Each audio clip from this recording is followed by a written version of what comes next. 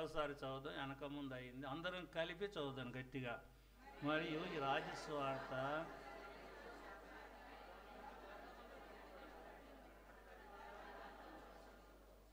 మంచిది. ప్రియులారా, ఈ మాట ప్రభువారు చెప్పిన మాట గుర్తు చేసుకోవచ్చు. అంతేకాకుండా లూకాసు వార్త 16వ అధ్యాయం 15వ వచనంలో కూడా ఆ మాట ఉంటుంది. మీరు సర్వలోకానికి వెళ్ళి సర్వ సృష్టికి నా సువార్త ప్రకటించుడి అన్న మాట రాయబడి ఉంటుంది. అంతే ఎందుకు ఈ మాటలు ప్రభువారు జ్ఞాపకం చేస్తున్నాడంటే, 2-3 సార్లు కూడా జేమ్స్ గారు గుర్తు చేశారు ఆయన రాకడ గురించి అని. లేక ఆయన ప్రభు భూలోకానికి వస్తాడన్న విషయాలు కూడా కొన్ని ప్రస్తావనకు వచ్చాయి. వాస్తవానికి ప్రియులారా, ప్రభు మొదటిసారి భూమి మీదకి వచ్చాడు.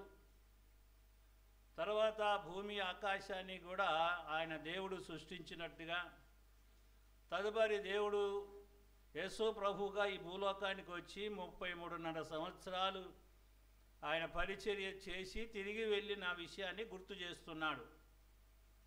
అదే అపోస్తల కార్యంలో ఆ మాట ఏ రీతిగా వెళ్ళాడో ఆ రీతిగానే తిరిగి వస్తాడు అని. ఆయన రాకడ సూచనలు మనకు ఎన్నో ఉన్నాయి. ప్రభు రాబోతున్నాడు. ఈ కొత్త నిబంధన గ్రంథాలలో చాలా విషయాలు కూడా ప్రభు ఆయన జ్ఞాపకం చేశాడు. కొత్త నిబంధనలు ఎన్ని అధ్యాయాలు ఉన్నాయమ్మా? పుస్తకాలు ఎన్ని ఉన్నాయమ్మా? అమ్మా, అధ్యాయాలు ఎన్ని ఉంటాయి అమ్మా?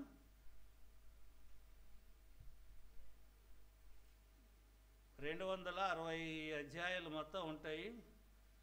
ఈ 260 అధ్యాయాల్లో మీరు కనుక బాగా గమనిస్తే 360 సార్లు ప్రభు రాకడని రాయబడ్డది. గుర్తుపెట్టుకోవాలి. కొన్ని విషయాలు మనం కూడా గుర్తు చేసుకోవటం మనకు కూడా ఆశీర్వాదకరం. 360 సార్లు ప్రభు యొక్క రాకడ గురించి పరిశుద్ధ గ్రంథంలో చక్కగా వ్రాయగలిగాడు. ఇది పాత నిబంధనలు రాశారు, క్రొత్త నిబంధనలు కూడా రాయగలిగారు.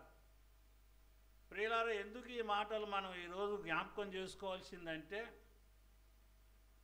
మానవుడు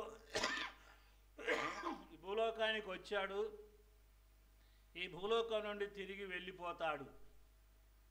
ప్రభు కూడా ఈ లోకానికి వచ్చాడు, వెళ్ళిపోయాడు, మళ్ళా తిరిగి ఆయన ఈ భూమి మీదకి రాబోతున్నాడు. 1000 సంవత్సరాలు పరిపాలన చేయబోతున్నాడు. కాబట్టి ఆయన రాజ్యంలో నివాసం చేయాలంటే యావత్ క్రైస్తవ సంఘము సిద్ధపాటు కలిగి ఉండాలి. మనం గుర్తు చేసుకుంటాం 10 మంది కన్యకలని. 5 మాత్రమే సిద్ధపడ్డారు, మిగిలిన 5 మంది సిద్ధము లేకుండా వచ్చారు. 10 మంది కలిసే వచ్చారు, 10 మంది కలిసే ఉన్నారు. 10 మంది కలిసి ప్రభువుని చూడాలి అని, పెళ్లి కుమారుని చూడాలని, ఆ పెళ్లి విందులో ప్రవేశించాలని అందరికీ ఆశ ఉంది, లేదనడానికి లేదు. కానీ 5 మాత్రము సిద్ధపాటు లేకుండా వచ్చారు. వారి క్షణములో తలుపు వేయబడింది, వారు లోపలికి వెళ్ళలేకపోయారు. అక్కడ స్వరం వినబడుతుంది, మీరెవరో మాకు తెలియదు. రాత్రంతా ఉన్నారు, 10 మంది కలిసి వచ్చారు. కానీ క్షణములో వారు ఏమైపోయారో మీరెవరో మాకు తెలియని స్థితిలో ఉన్నారు. దీని అంతటి కారణం ఏంటంటే సిద్ధపాటు లేని జీవితం, సిద్ధపాటు లేని బ్రతుకు, సిద్ధపాటు లేని విశ్వాస జీవితం. కనుక విశ్వాసులైన మనం సిద్ధపడాలి. సిద్ధపాటు లేకుంటే ఎత్తబడం, విడవబడతాం. అందుకనే దేవుని వాక్యంలో ఈ మాటలు మనందరికీ తెలుసు. 2 మంచం మీద పడుకుంటే ఒకరు ఎత్తబడతారు, ఒకరు విడవబడతారు. విడవబడిన వారికి శ్రమ, ఎత్తబడిన వారు ప్రభుతో 1000 సంవత్సరాలు పరిపాలన చేస్తారు. 2 తిరగలి విసురుతారు. తిరగలి తెలుసు కదమ్మా అందరికీ. ఇప్పుడు ఎవరి ఇంట్లో లేవు కదా? మీ ఇంట్లో ఉందా? మా ఇంట్లో ఉంటే సాయి తీసుకెళ్ళింది, గుర్తుంచుకుందామని కూడా తీసుకెళ్ళిపోయింది. ఇప్పుడు ఎవరికి లేవు. కానీ అప్పుడు 2 కలిసి ఇసిరేవారు, మెనువులు కానీ కందులు కానీ. మీకు తెలుసో లేదో, ఆదిలాబాద్ జిల్లాలో మేము తిరిగినప్పుడు ధాన్యం కూడా విసురుతారు వాళ్ళు. విసురాళ్ళు వేసి విసిరి చెరుక్కొని నూకలుగా ఉంటే వారు జావ కాసుకొని తింటారు. ఇప్పటికి కూడా ఆదిలాబాద్ జిల్లాలో గోండా ప్రజలు వాళ్ళు.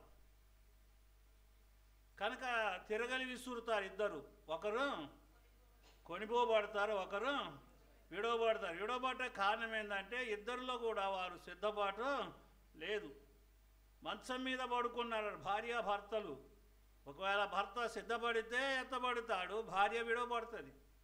ఒకవేళ భార్య సిద్ధపడితే ఎత్తబడుతుంది. భర్త అయ్యో నా భర్త అని రొమ్ము కొట్టుకున్నా లాభం లేదు, అయ్యో నా భార్య అని రొమ్ము కొట్టుకున్నా ఎవరికి లాభము లేదు.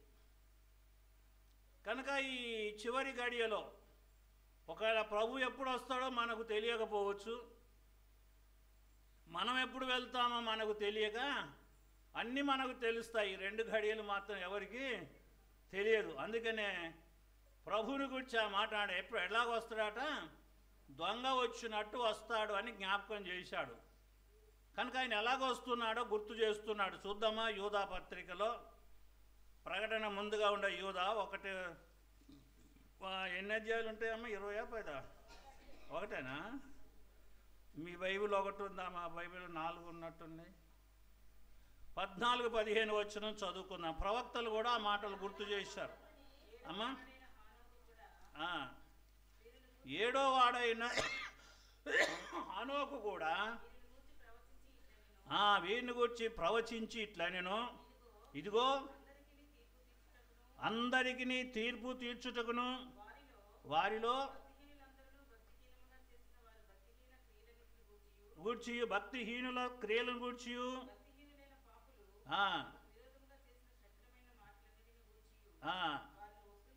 వారిని ఒప్పించుటకును ప్రభు అట వేవేల పరిశుద్ధుల ప్రవాహంతో ఈ భూలోకానికి వచ్చు. పరిశుద్ధులను వెంట పెట్టుకొని వస్తాడు. అందుకనే కడబూర మ్రోగగానే సమాధులన్నీ తెరవబడుతుంది. నీతిమంతులైన వారు ఎత్తబడతారు, అనీతిమంతులైన వారు విడవబడతాడు. కాబట్టి సమాధులు తెరవబడునని వ్రాయబడింది. భూమి మీద ఒకప్పటికి సమాధులన్నీ కూడా తెరవబడిన సమాధులుగా ఉంటాయి. ఇదే కాలంలో ఒక మాట మనం గుర్తు చేసుకుంటే, ప్రపంచంలోని సమాధులన్నీ మూయబడ్డాయి, ఒకే ఒక సమాధి తెరవబడింది. ఎవరు ఆ సమాధి? యేసయ్య సమాధి. నేటికి కూడా తెరవబడే ఉన్నది. యెరూషలేముకు వెళ్ళిన వాళ్ళు, ఆడ చూచి వచ్చిన వారు చెప్తుంటారు, ఇప్పటికి కూడా తెరవబడి ఉన్నది. తెరవబడమే కాదు, అక్కడ ఉంటున్న వస్త్రాలు కూడా, తెల్లని వస్త్రాలు కూడా ఇప్పటికి కూడా అవి ఉన్నట్టుగా గుర్తించారు. ప్రియులారా, ఉదయకాలంలో జ్ఞాపకం చేసుకుందామని ప్రభు అట అందరికీ తీర్పు తీర్చుటకు, భక్తిపరులకు భక్తిహీనులైన వారికి కూడా తీర్పు తీర్చుటకు ప్రభు అట వేవేల పరివారంతో ఈ భూమి మీదకి రాబోతున్నాడు. ఆయన మొట్టమొదటిసారి ఎలాగొచ్చాడు? గొర్రె పిల్లలాగా వచ్చాడు. ఈసారి కొదమ సింహంలాగా వస్తాడు. జాగ్రత్తగా ఉండాలి. ఎక్కడైనా ప్రమాదం ఉంటే, కలవట్టు తెగిపోయినా, లేకుంటే అక్కడ కలవట్టు కట్టినా బోర్డు పెడతారు. ఏమైనా బోర్డు పెడతారు? జాగ్రత్త అంటారు. ట్రాన్స్ఫార్మర్ మీద బోర్డు పెడుతుంటారు, డేంజరు అని. ఎందుకు? అది ప్రమాదకరమైంది, దాని దగ్గరికి వెళ్ళొద్దు అని. జాగ్రత్తగా అంటే నీ డ్రైవింగ్ జాగ్రత్తగా ఉండాలి, లేకపోతే పడిపోతావు. ప్రియులారా, ప్రభు కూడా రాకడ త్వరగా ఉంది. భూమి మీద ఉన్న మానవులు బహు జాగ్రత్తగా ఉండాలి. విశ్వాస జీవితాన్ని కాపాడుకోవాలి. అందుకనే ప్రభుని గూర్చి 7వ వాడైన హనోకు కూడా ప్రవచించినాడు. ఆయన వేవేల దూతలు వెంటబెట్టుకొని భూమి మీదకి వస్తున్నాడు. ఆయన వచ్చి నీతిమంతులను అనీతిమంతులు వేరు చేస్తాడు, గొర్రెలు మేకలు వేరు చేసినట్టుగా. అప్పుడు అంటాడు, నా తండ్రి చేత ఆశీర్వదించబడిన వారులారా రండి అంటాడు. రండి అని చెప్పి స్వరము నీకు వినబడాలి, నాకు వినబడాలి. అందుకనే యోబు కూడా అంటాడు 19వ అధ్యాయంలో 25వ వచనంలో, నా విమోచకుడు సజీవుడు, తర్వాత నేను ఆయనను, తర్వాత ఎప్పుడు ఆయన వచ్చినప్పుడు ఆయన నేను చూస్తాను, ఇప్పుడు కాదు. ఆయన ప్రవచనం ఎంత చక్కని ప్రవచనం. నా ప్రభువును నేను చూస్తాను, నా ప్రభువుని నేను చూస్తాను. ప్రియులారా, ప్రభువును చూచే నేత్రాలు కావాలి. ఎలా చూస్తాం? ఈ భౌతిక శరీరంతో మనం ఎవరం ప్రభువును చూడలేము. అందుకని 1 కొరింథీ 15వ అధ్యాయంలో మాట అంట, రక్త మాంసములు దేవుని రాజ్యమును, ఈ రక్త మాంసాల చేత దేవుని రాజ్యానికి ఎవరు వెళ్ళలేము. కానీ ఎవరు వెళ్తారు అంటే మహిమ శరీరాన్ని ధరించుకున్నవారు. అందుకని అన్నాడు తెస్సలోనిక పత్రికలో, కనురెప్ప పాటున అన్నాడు. ఏ రెప్ప? కనురెప్ప పాటున మానవులందరూ మార్పు చెందాలి, అంతే. అందుకనే భూమి మీద బతికినప్పుడు అమ్మ అయ్యలారా మీరు మారు మనసు పొందాలి. ఇంకా చాలామందికి మారు మనసు లేదు. ఒకవేళ అంటే మీరు కోపగించుకోవచ్చు, నన్ను తిట్టవచ్చు, తిట్టండి, పర్వాలేదు. మారు మనసు కావాలి. మీ మనసు మారాలి, జీవితాలు మారాలి, ప్రభు కొరకు జీవించాలి. ఎత్తబడే గుంపులో ఉండాలంటే అమ్మా గదిలో ఉండాలి, గది ఉండాలి. ఏం గది ఉండాలి? ప్రార్థనా గది ఉండాలి. రెండవది గుడిలో ఉండాలి. ఎక్కడుండాలి? గుడిలో ఉండాలి. నీ గుడిని మానేస్తున్నావు, గుడి సావాసం లేదు, సన్నిధి లేదు. ఒకళ్ళు వచ్చినా అటెండెన్స్ కోసం ఏదో 9:30 అంటే 10:30, 11కి వస్తే ఏం పోయిందిలేండి నన్ను అడిగితే ఎవరు అంటాం. మూడవది గుడిలో ఉండాలి. మూడవది గుండెల్లో దేవుని వాక్యం ఉండాలి. హల్లెలూయా చెబుదామా? చప్పట్లు కొడదామా? నిజంగా నీ గుండెలో ఏముండాలి? దేవుని వాక్యం. చాలామంది గుండెల్లో లేదు, గుడిలో లేదు, అసలు గదే లేదు. ఏ గది? ప్రార్థన. అంటే నువ్వే గది కట్టుకోమని నేను అంటాను లేదు.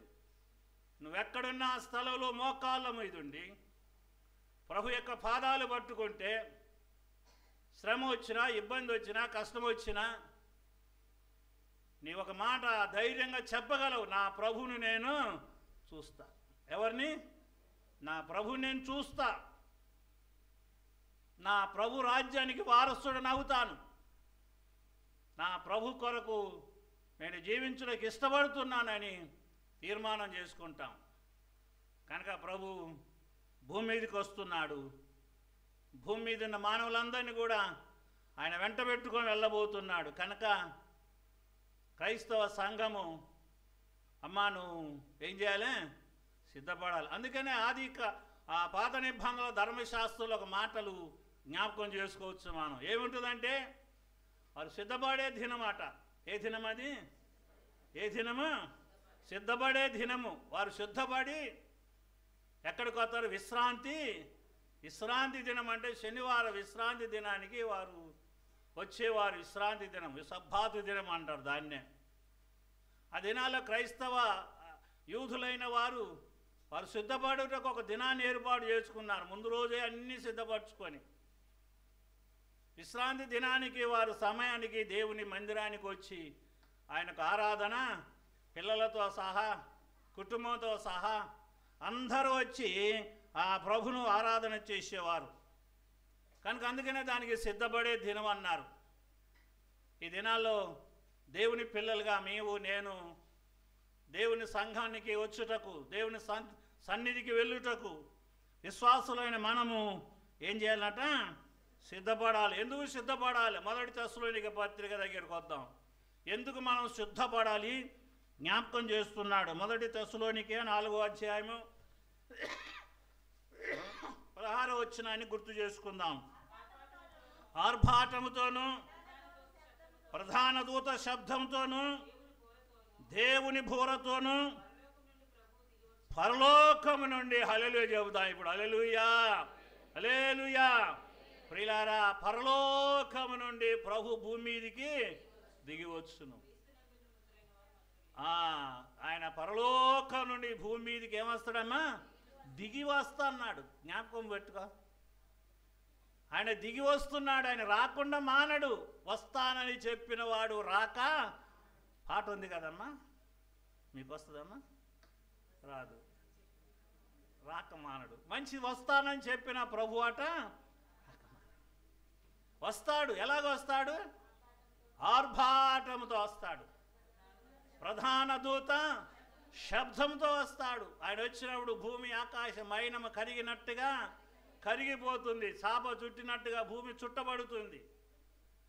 మహావేదన మహారోదనతోని ఆర్భాటంతో వస్తాడు. మామూలుగా రాడు ఆయన. ఎలాగొస్తాడట? ఆర్భాటంతో వచ్చే సంగతి భూమి మీద ఏ మానవునికి. ఆ శిష్యులు అడిగారు ప్రభుని, ఎప్పుడు వస్తారా ఏంటంటే నాకు కూడా తెలియదు. ఆ గడియ కానీ ఆ సమయం కానీ నాకు తెలియదు. అంటే తెలియని గడిలో యేసయ్య రాబోతున్నాడు. అమ్మా అయ్యా, ఈరోజు నీ జీవితాన్ని నిన్ను నీవు సిద్ధపరచుకోకపోతే ఆ దిగి వచ్చే ప్రభును ఎదుర్కొనలేవు. అది ఎవరినట? ప్రభుని ఎదుర్కొంటే. ప్రభుని ఎదుర్కోగలిగిన ధన్యులుగా భూమి మీద మనుషులుగా మనం ఉండాలి. కాబట్టి నువ్వు సిద్ధపడవా? సిద్ధపాటు లేకుంటే నువ్వు ఎత్తబడవు, నేను కూడా ఎత్తబడవు. ఒకవేళ మనం చెప్పుకోవచ్చు, నేను మంచి విశ్వాసిని అని చెప్పుకోవచ్చు, లేక మంచి భక్తిపరుణ్ణని చెప్పుకోవచ్చు. కాదంటాం లేదు. ప్రభు అన్నాడు, మీరందరూ కూడా సున్నము కొట్టిన సమాధులు అన్నాడు. కాబట్టి ఈ సున్నము కొట్టిన సమాధి విశ్వాస జీవితానికి అది మంచిది కాదు. కనుకనే ప్రియా దేవుని పిల్లారా, ప్రభు భూలోకానికి దిగి వస్తాడు. దిగి వచ్చినప్పుడు మనందరం ఎవరిని చూస్తామట? ప్రభువుని చూస్తాం, పరిశుద్ధుని చూస్తాం, నీతిమంతుని చూస్తాం, నిష్కలంకుని చూస్తాం, ఆయనతో కలిసి జీవిస్తాం. అది కలిసి తిరుగుతాం. కనుక విశ్వాసి ఏమిందాలంట? గుండెలో నీకు గది ఉండాలి. ప్రతిరోజు సిద్ధపడాలి. ప్రతిరోజు దేవుని సన్నిధిలో ప్రార్థన చేసుకోవాలి. ప్రతిరోజు ప్రభుతో కొంతసేపు మాట్లాడాలి. ప్రభుతో కొంతసేపు గడపాలి. అందుకనే దావీదు 25వ కీర్తన ఉన్నాడు కదా, నా బాల్య పాపములను జ్ఞాపకము చేసుకొను. బాల్యంలో అనేక పాపములు చేసిన మానవులు ఉన్నాం. ఒకసారి ఈ మాటలంటే మనకు పూర్వదినాలు గుర్తుకొస్తాయి. నాకు కూడా పూర్వదినాలు అంటే గుర్తుకొచ్చింది. అయ్యగారు చెప్తుంటే, అయ్యా చెప్తుంటే నాకు గుర్తొచ్చింది. బాల్యంలో కొన్ని తప్పులు చేశాం, పొరపాట్లు చేశాం. పొరపాటు చేయని మనిషి లేడు, తప్పు చేయని వ్యక్తి భూమి మీద ఒక్కడు. ఏదో ఒకటి చేశాం కదండి. దెబ్బలాడాం, కొట్టుకున్నాం, దొంగతనం చేశాం, వ్యభిచారం చేసిన వ్యక్తులు కూడా బోల్డు మంది ఉన్నారు. లేదని దానికి లేదు. కానీ వాటన్నింటి ప్రభు తన రక్తం చేత తుడిచి వేశాడు. హిమము కంటే తెల్లగా చేశాడండి. అందుకనే దావీదు అంటాడు, నా పాపం హిమముల కంటే అయ్యో నేను ఏం చేశాను, అయ్యో అని ఏడ్చాడండి. ఈరోజు ఏడవాలి, మనం అందరం కన్నీరు కార్చాలి, దుఃఖపడాలి, అయ్యో అనాలి. ఏడ్చి ప్రార్థన చేస్తే నీ కన్నీళ్లను ప్రభు ఆయన కౌగిట్లో భద్రం చేసి ఈ భూమి మీద నుండి పైకి వెళ్ళి అక్కడ ప్రభు దగ్గరికి వెళ్ళిన తర్వాత ఆ కౌగిట్లో నా నీటిని తీసుకొచ్చి ప్రభు మనకు చూపిస్తాడంట. అమ్మా, అంత అనుభవం మనకుందా? అనుభవం కలిగి ఉండాలి. కన్నీటి అనుభవం కావాలి. పాపాత్మ స్త్రీ యేసయ్య పాదాల దగ్గరికి వచ్చినప్పుడు ఆమె చేసిన పని ఏమిటమ్మా? తన కన్నీళ్లతో, అంటే ఎంత ఏడ్చిందో తెలియదు, ఎంత దుఃఖపడిందో తెలియదు. ఆ దుఃఖంతో ఎవరి పాదాలు కడిగింది? యేసయ్య పాదాల మీద కన్నీటి చుక్కలు పడ్డాయి. వెంటనే ఆమె తల వెంట్రుకల చేత ఆ పాదాలను తుడిచి అక్కడ ఉన్న వారందరూ అభ్యంతరపరిచారు. కానీ ప్రభు అన్నాడు, ఆమె నన్ను విస్తారంగా ప్రేమించింది. ఎలా ప్రేమించింది? విస్తారంగా ప్రేమించింది కనుక ఆమె విస్తారమైన పాపాలను నేను హల్లెలూయా చెబుదాం. ఇప్పుడు మన దేవుడు క్షమించే దేవుడు. మన దేవుడు ఎవరమ్మా? క్షమించే దేవుడు. భూమి మీద మనుషులు క్షమించరు, కానీ మన దేవుడు ఏ దేవుడమ్మా? క్షమించే దేవుడు. కనుక క్షమించే యేసయ్య పాదాలను పట్టుకుందాం. మరొక మాట అపోస్తల కార్యం 1వ అధ్యాయం 11వ వచనాన్ని జ్ఞాపకం చేసుకుందాం. ఆయన తిరిగి వస్తాడు. ఆయన ఎలాగున్నాడో, ఎలాగ వెళ్ళినాడో అలాగనే తిరిగి ఎందుకు చూచుచున్నారు? ఈ యేసే చూచితురో అది ఆ రీతిగానే మీరు ఎందుకయ్యా తేరి చూస్తున్నారు. కానీ మీరు అలా చూసినంత మాత్రం ఏముంది? ఏమి లేదు. కానీ ఈ ప్రభు, ఈ యేసే, చక్కని మాట కదమ్మా, ఈ యేసే ఏ రీతిగా వెళ్ళినాడో ఆ రీతిగానే తిరిగి వస్తాడు. వారితో చెప్పారు, ప్రియులారా, యేసు రాడు అని ఎవ్వరి అనుమానం ఉండవద్దు. అనుమానం అక్కర్లేదు. నిరీక్షణ కలిగి ప్రభుని ఎదుర్కొంటకు సిద్ధంగా ఉందాం. ప్రభు ఏ రీతిగా వెళ్ళినాడో తిరిగి ఆ రీతిగానే భూమి మీదికి రాబోతుంది. ఆయన వస్తున్నాడు, 1000 సంవత్సరాలు పరిపాలన చేస్తాడు. అమ్మా, ఆమె పరిపాలన ఉండాలంటే ఈ దినాల్లో నీవు నేను నామకార్థ క్రైస్తవ విశ్వాసానికి పాత్ర వేయాలి. ఏమేయాలి? నామకార్థ జీవితం వద్దు. నామకార్థ జీవితాన్ని అంగీకరించాడు ప్రభు. నీ హృదయాన్ని ప్రభు తేటగా చూస్తున్నాడు. నన్ను దేవుడు తేటగా చూస్తున్నాడు. కనుక మనం దేవుని రాజ్య వారసులం కావాలి అంటే ప్రభు వైపు చూస్తూ ముందుకు సాగాలి. ఆయన భక్తిని కనుగొనాలి. అందుకనే పౌలు అంటాడు, ఏమన్నాడు? మీ ప్రయాసం వ్యర్థం కాదని ఎరిగి ప్రభునందు స్థిరంగా ఉండండి. ఎవరి యందు? ప్రభునందండి. ప్రభు మనకు సహాయం చేస్తాడు. ఎవరి వైపు చెయ్యి చాపొద్దు, ఎవరి మీద ఆధారపడొద్దు. నా ప్రభు నన్ను పిలిస్తే, నా ప్రభు నన్ను ఆదరిస్తే ఎంత సహాయం చేస్తాడో అనుభవించిన మాకు మాత్రం తెలుసు, అనుభవించిన మీ అందరికీ తెలుసు. ప్రియులారా, ప్రభు నమ్మదగిన దేవుడు. ఎటువంటి దేవుడు? మనం దేహి అని ఎవరి దగ్గర చేతులు చాపనక్కర్లేదు. పరలోక గవిలు విప్పి పట్టజాలనంతా విస్తారమైన ఆశీర్వాదాలు ఇచ్చుటకు ప్రభు దగ్గర ఉన్నాయి. అది అందుకనే ప్రభు అన్నాడు, ఇచ్చి నన్ను ఏమి ఇయ్యాలని? హృదయాన్ని ప్రభుకి ఇయ్యి, అంతే. నీవు ఇయ్యి ప్రభుకి, నీ సమయాన్ని దేవునికి ఇయ్యి, నీ 10వ భాగాన్ని కూడా దేవునికి ఇయ్యి. ఇయ్యకుండా దేవుని శోధించకు దయచేసి. ఇవ్వకుండా దేవుని శోధిస్తే ఆయన ఇవ్వడు. ప్రియులారా, ఇచ్చి ప్రభుని శోధిద్దాం. నా అనుభవంలో నేను జ్ఞాపకం చేసుకుంటా, బాబుగాడు బీటీహెచ్ అయిపోయి వచ్చిన తర్వాత నాకు నేర్పించాడు. అది దేవునికి ఇవ్వడం నేను కాదు నేర్చుకుంది, బాబుగాడు ద్వారా నేర్చుకున్నా. ఆ రోజు నుండి ఇవ్వటానికి నేను ప్రారంభించాను. ఈరోజు వరకు దేవుడు ఏ లోటు కూడా చేయకుండా పరిశుద్ధాత్మ దేవుడు తగిన సహాయాన్ని సమృద్ధిగా ఇస్తున్నాడు. నేను ఇస్తున్నా, ప్రభు నాకు ఇస్తున్నాడు. ఈరోజు వరకు చెయ్యి చాపలేదు, అప్పు చేయలేదు. అప్పు క్రైస్తవుడికి ఆశీర్వాదం కాదు, అప్పు దీవెన కాదు. అప్పు అపహాస్యపాలు చేస్తుంది. అప్పు అవమానించుద్ది, అవమాన పాలు చేస్తుంది. కనుక దేవుని పిల్లారా, శక్తికి మించిన అప్పు చేయనక్కర్లేదు. శక్తి కొద్ది అప్పు చేద్దాం.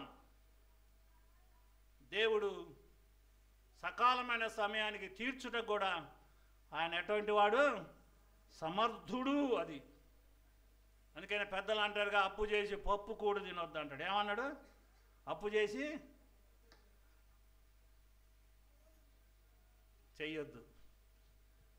ఉంటే చేద్దాం, లేకుంటే ఉందాం. మనల్ని ఎవరు కొట్టేలేదు, తిట్టేలేదు. ఈ మధ్య కొంతమంది అంటారు 2 ఉద్యోగాలు లేకుండా బతకలేరా. ఎవరు చెప్పారండి ఈ మాట?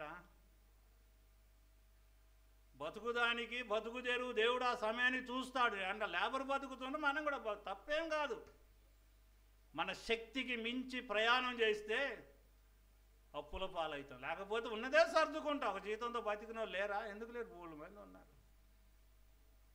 దేవుని పిల్లలకు ఇచ్చిన దేవుని పిల్లలు సరి అయిన మార్గం గుండా నడిస్తే దేవుడు సహాయం చేయకుండా ఉండేవాడు అవునా? కాదు.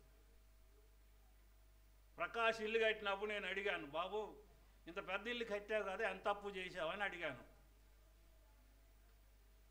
అంటే అన్నాడు, ₹1 అప్పు చేయలేదు అన్నాడు. ఒరే బాబు ఇంత మంచి ఇల్లు కట్టావు అప్పు చేయలేదని అంటే, అంతే అంటే అయ్యగారు దేవుడు ఇచ్చాడు అన్నాడు. ఏమన్నాడు? దేవుడు అడిగి ఏ జీతం లేదు,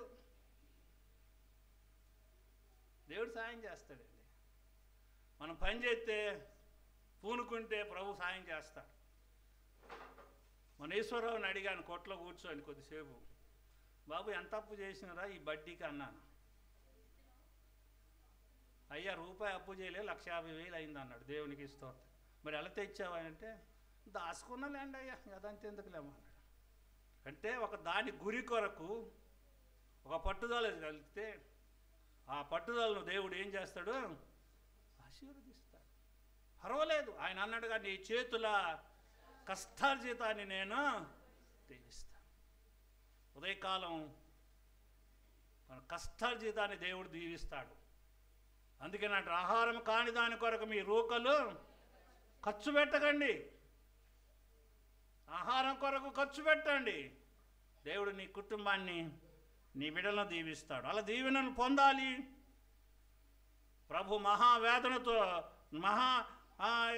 శబ్దంతోనూ బూరధ్వనులతోనూ ప్రభు భూలోకానికి దిగి వస్తున్నాడు. దిగి వచ్చినప్పుడు మన ప్రతి రూపాయికి కూడా దేవునికి లెక్క అప్పచెప్పాలా వద్దా?